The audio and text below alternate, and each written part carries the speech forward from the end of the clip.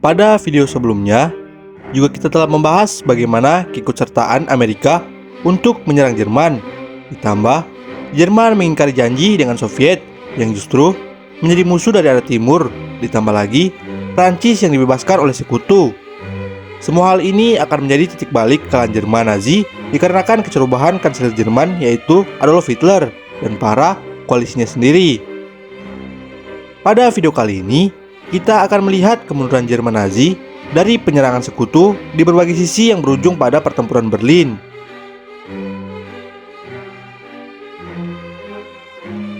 Pada tahun 1942, pasukan sekutu yang dipimpin Inggris menggempur manuver tentara Nazi Jerman yang berusaha merebut Afrika Utara.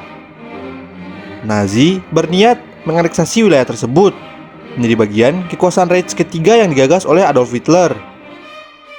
Jelang pertempuran dimulai, beberapa bulan sebelumnya pasukan Nazi Jerman telah berada di dekat El Alamein, sebuah kota berjarak 106 km dari Alexandria, Mesir. Namun, sebelum mencapai Al Alamein, pasukan yang dipimpin oleh Field Marshal Erwin Rommel yang dijuluki sebagai Sang Rubah Gurun menghadapi gempuran hebat dari pasukan Inggris. Pada Juni tahun 1942, Britania Raya mendesak pasukan Rommel hingga terpaksa harus bertahan di dekat Tripoli, yaitu Libya, lokasi terdekat pangkal militer Jerman di kawasan Afrika Utara. Namun, dalam beberapa minggu pasukan Sang Rubah Gurun berhasil membalikkan keadaan. Dengan serangan udara dan tank, Rommel berhasil memukul mundur Inggris hingga ke pangkalan militer terdekat Britania Raya di Alexandria. Mereka pun akhirnya memasuki penghujung Juni tahun 1942. Pasukan Sang Rubah Gurun telah berada 106 km dari El Alamein dan hendak merebut Alexandria dari tangan Inggris. Bagi Inggris, Alexandria merupakan teritorial penting karena menampung pangkalan militer Britania Raya yang menjaga terusan Suez. Jika wilayah itu jatuh ke tangan Nazi, sekutu khawatir bahwa pasukan Hitler akan mampu meluaskan kekuasaannya ke seluruh Afrika dan Asia. Merasa di atas angin, setelah diktator Italia Benito Mussolini mengirim pasukan tambahan, Sang Rubah Gurun semakin memantapkan tekadnya untuk merebut bekas ibu kota kerajaan Mesir kuno itu dari tangan Inggris.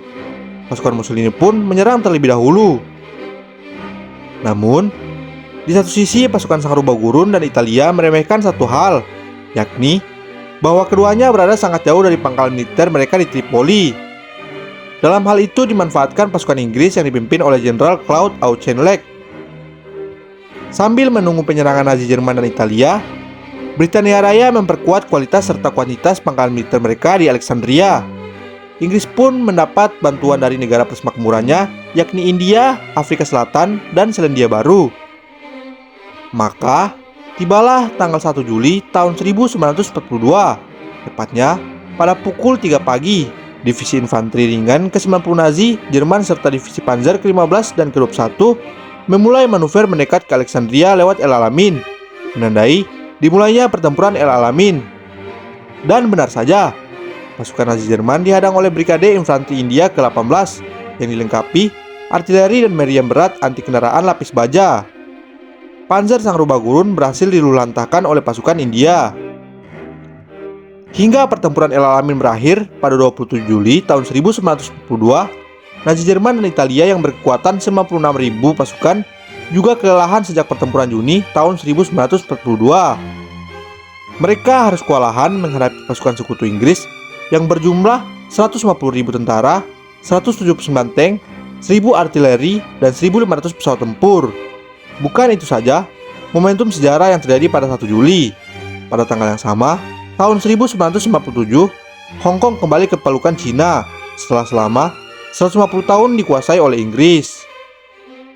Upacara penyerahan kembali Hong Kong dilakukan di rumah Gubernur Hong Kong, Chris Patten. Secara simbolik, upacara ini dilakukan dengan cara menurunkan bendera Inggris.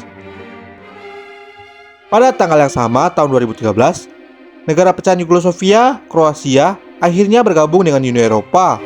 Sementara, pada tahun 1961, mantan istri pewaris pertama takhta kerajaan Inggris, Pangeran Charles, Putri Diana lahir di Norfolk, Inggris.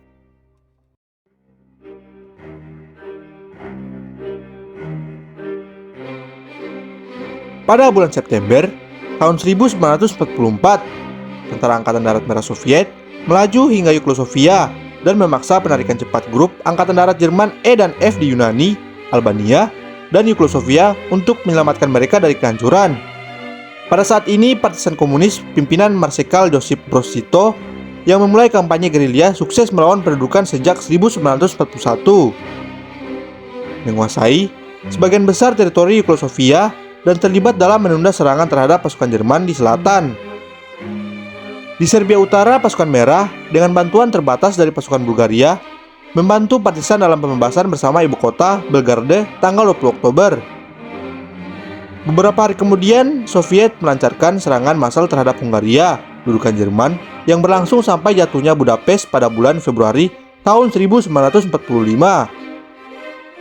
Kebalikan dengan kemenangan impresif Soviet di Balkan, pemberontakan Finlandia terhadap serangan Soviet di tanah genting Karelia menggagalkan pendudukan Soviet di Finlandia dan berakhir dengan penandatanganan gencatan senjata Soviet Finlandia pada kondisi relatif kondusif, disertai memihaknya Finlandia ke sekutu.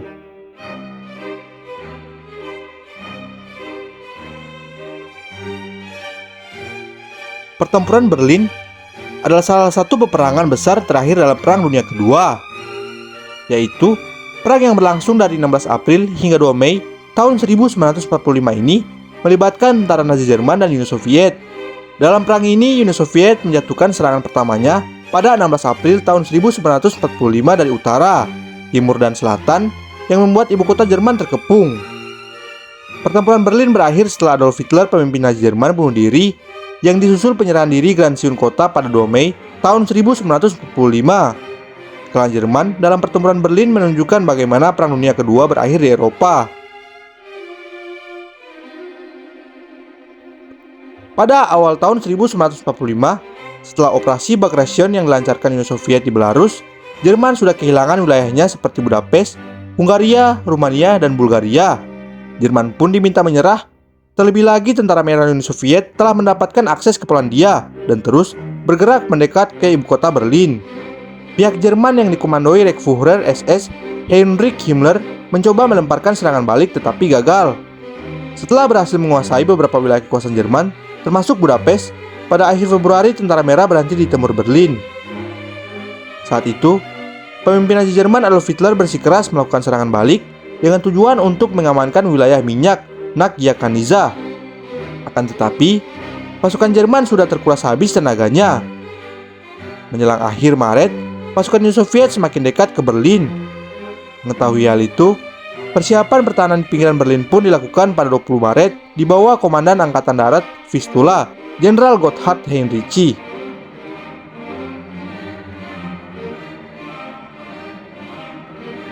Pada 16 April, pasukan Soviet melanjutkan gerakannya guna menyerbu Berlin dari timur, selatan, dan utara sehingga lawannya tersebut terkepung. Selama 4 hari, yakni dari 16 hingga 19 April, serangan masih dilakukan di titik terluar Berlin, di mana Soviet menerjunkan 1 juta tentaranya yang dilengkapi dengan 20.000 tank dan artileri untuk menerobos masuk ke pusat kota. Sementara itu, pertahanan Jerman saat itu terbilang sangat lemah, sehingga tentara muda yang belum terlatih pun dikerahkan untuk menghalau Uni Soviet. Kala itu Berlin hanya dilindungi oleh sekitar 100.000 tentara Jerman, 1.200 tank, dan persenjataan lainnya. Pada 20 April tahun 1945, tepat di hari ulang tahun Hitler, pasukan Soviet menembaki pusat kota Berlin. Besaran serangan yang dijatuhkan Soviet saat itu disinyalir jauh lebih besar dibanding pengebom sekutu di kota tersebut. Sedari awal, Soviet berencana mengepung Berlin terlebih dahulu, sebelum akhirnya mengirim pasukannya masuk dan menduduki pusat kota. Begitu pasukan Soviet memasuki pusat kota Berlin, pertempuran berlanjut sebagai pertempuran jalanan, di mana kedua belah pihak berperang dalam pertempuran jarak dekat.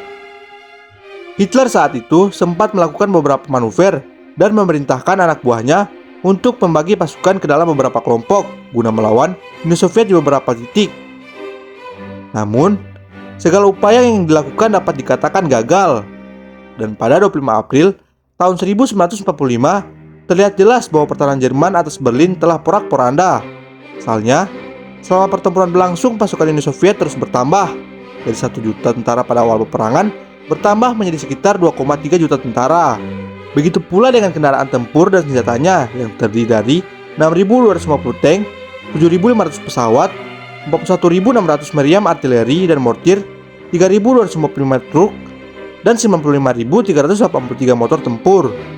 Sedangkan kekuatan Jerman hanya sekitar 750.000 pasukan, yang sebagian besar telah kelelahan dan sebagian lain adalah tentara amatir. Pada 30 April, Hitler diberitahu bahwa amunisi pasukan mereka mungkin akan habis pada malam harinya. Pada sore harinya, Hitler memilih untuk bunuh diri, dan jenazahnya kemudian dibakar tidak jauh dari bunker tempatnya bersembunyi. Setelah itu, Abdul Hakim Ismailov mengibarkan bendera Uni Soviet di Berlin. Berlin resmi jatuh ke tangan Uni Soviet pada 2 Mei tahun 1945 yang menandai akhir rezim Nazi Jerman dan berakhirnya Perang Dunia Kedua di Eropa.